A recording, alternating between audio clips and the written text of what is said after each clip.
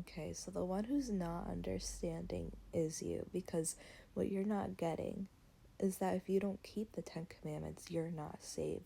Those who get to enter the kingdom, Revelation 22:14, are those who keep the commandments.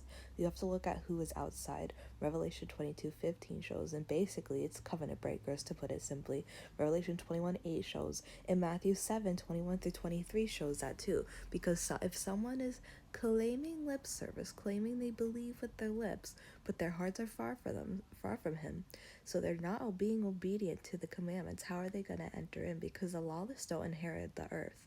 The lawless don't inherit the kingdom. The lawless inherit nothing, unless if they genuinely repent and become born again. Because Yeshua even said to us in Luke 13 that, how is it phrased that he said it?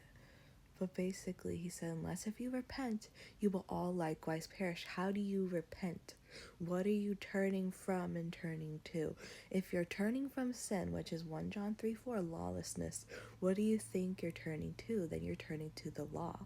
Not sacrificial law, not where you have to wear tzitzit, sacrifice, do the oblations, stoning, circumcision, all this stuff, but the 10 Commandments, the law of liberty that sets you free when you walk in it.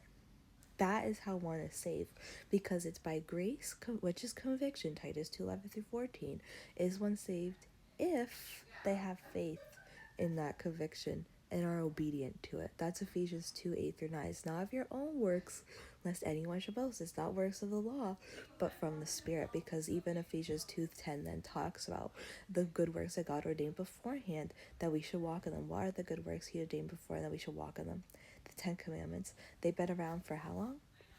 Like, what do you?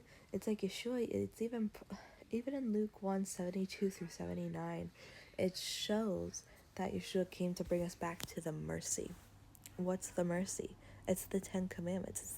He brought us back to the covenant of promise. You have to read. You can't just stop at verses 8-9 in Ephesians chapter 2 and think you're good to go. You got to read 10-13 as well, because you're not covered by the blood if you're not grafted back into Israel, if you're not keeping the covenants of promise, because you're still a stranger, you're still lost in the world, without hope, without God. That's what Ephesians 2 is showing. It shows who those who are reconciled back by the blood are. It's those who get grafted in. It's those who become born again. So the one who's not understanding stuff is you, and you're twisting Paul's letters and the other scriptures to your own destruction. Your righteousness, which is his righteousness if you obey. So Deuteronomy 6:25 saves you, because you're not doing your own righteousness, you're doing his. It's his righteousness in you. His righteousness saves.